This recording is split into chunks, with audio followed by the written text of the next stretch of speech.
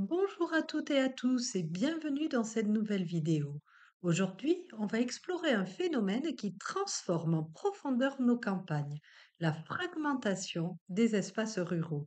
Derrière ce mot un peu technique, il s'agit du fait que les campagnes ne forment plus un bloc homogène, mais qu'elles se différencient. La vie à la campagne n'est pas la même partout. Selon les régions, l'accès aux ressources, aux services publics, l'économie et les modes de vie varient énormément. Ce sont des mondes différents.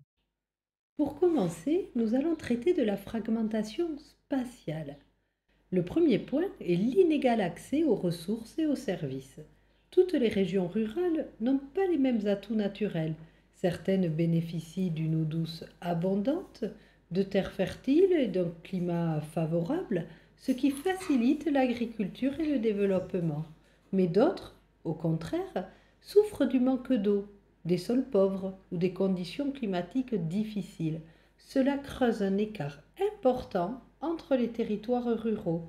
Certains progressent tandis que d'autres restent à la traîne. Les inégalités spatiales ne concernent pas seulement les ressources naturelles, elles touchent aussi les services publics essentiels. Dans de nombreuses zones rurales isolées, les habitants doivent parcourir de longues distances pour accéder à des soins médicaux, à une école ou à des services administratifs.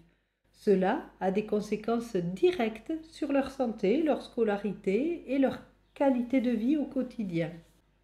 Le troisième facteur clé expliquant la fragmentation spatiale est l'état des infrastructures de transport et de communication. Les routes, les réseaux de téléphonie mobile et Internet sont essentiels pour relier les campagnes au reste du monde. Lorsqu'elles sont absentes ou insuffisantes, les communautés se retrouvent isolées. Cela limite le commerce, complique l'accès à l'information et réduit les opportunités économiques. Autrement dit, investir dans ces infrastructures, c'est agir pour réduire la fragmentation. Tous ces facteurs conduisent à une polarisation des espaces ruraux. Polarisation, ça veut dire qu'on observe une opposition croissante entre les territoires. C'est le processus par lequel les éléments se différencient de plus en plus au point de s'opposer. Dans les campagnes, un fossé se creuse entre les régions rurales qui réussissent à prospérer, à s'ouvrir vers l'extérieur, et celles qui stagnent ou qui déclinent.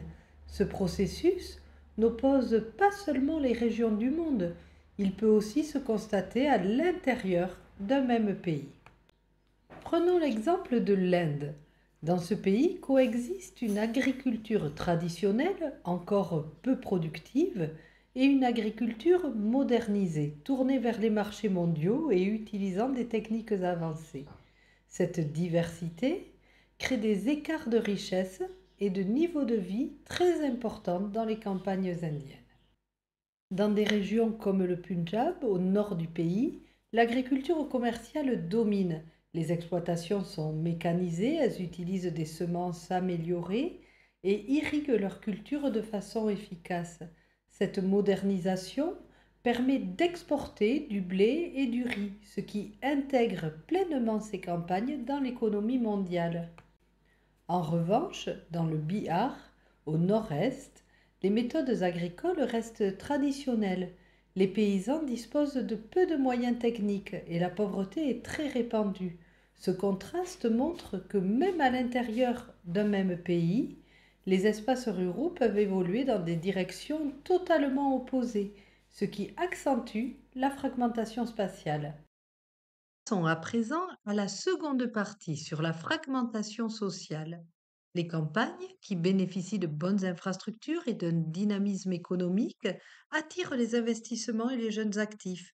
On y voit se développer de nouvelles activités comme l'agritourisme, la vente en circuit court ou l'artisanat. Ces territoires deviennent alors de plus en plus attractifs et prospères. À l'inverse, les zones rurales en difficulté voient leur population vieillir, car les jeunes partent souvent vers les villes. L'exode rural appauvrit le tissu économique en diminuant le nombre d'entreprises. Les commerces ferment, le tissu social se fragilise, ce qui rend difficile toute relance. Enfin, la fragmentation sociale se voit aussi dans la diversité des modes de vie et des valeurs. Dans les espaces périurbains ou dans les campagnes attractives, l'arrivée de néo-ruraux, souvent des citadins venus rechercher une meilleure qualité de vie, apporte de nouvelles pratiques comme la protection de l'environnement, des activités culturelles, des loisirs et d'autres pratiques issues du monde urbain.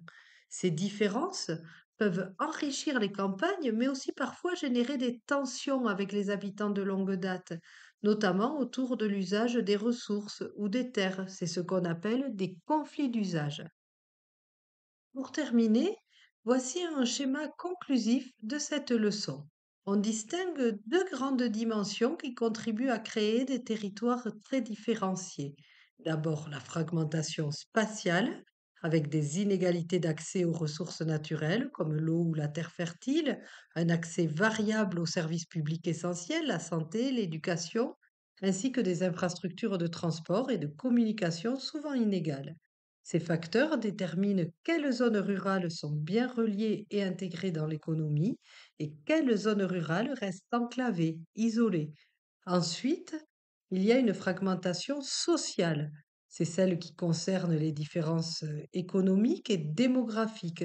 Cette fragmentation se reflète aussi dans les modes de vie, avec l'arrivée de nouveaux habitants porteurs d'attentes différentes. Voilà, j'espère que tout a été clair. Je vous souhaite de bonnes révisions et je vous dis à bientôt.